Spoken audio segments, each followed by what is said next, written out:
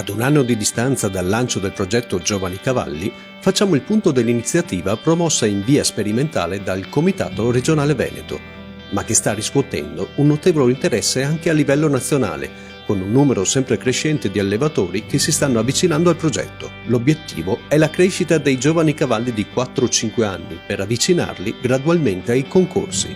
Abbiamo anticipato appunto il concorso, la gara, da un training dove noi possiamo creare l'ambiente giusto, i tempi giusti per prepararci alla gara. Perciò il giovane cavallo, il giovane cavaliere, sfruttando questo progetto qua, riesce a concretizzare un percorso costruttivo. Questo è a grandi linee l'obiettivo di questo progetto qua. Quindi un mettersi alla prova fin dall'inizio. Sono le famose prove generali, prima del grande show, no? Perciò ci prendiamo i tempi, ci diamo una mano per migliorare la prestazione sia del cavaliere che del cavallo. Il progetto Giovani Cavalli si sviluppa in due parti essenzialmente, una parte dedicata ai training e una parte dedicata al trofeo. Il training sono giornate educative, addestrative per il cavallo e anche formative. Abbiamo voluto appunto in queste giornate che vengono fatte 10 giorni prima della gara, nello stesso luogo dove si svolgerà la gara, per far sì che il cavallo si abituasse sia ai terreni, alle tipologie dei salti e all'ambiente, ma allo stesso tempo dargli dei tempi diversi.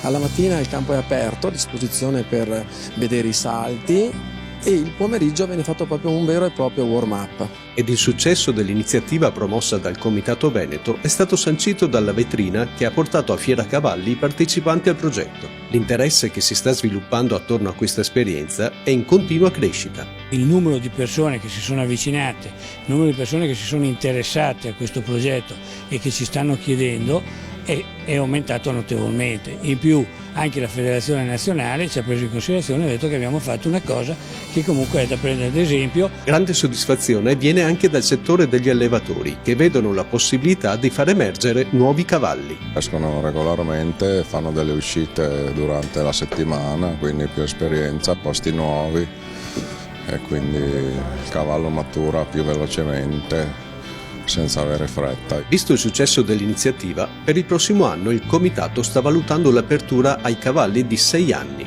con l'obiettivo di ampliare l'offerta formativa per i binomi del futuro.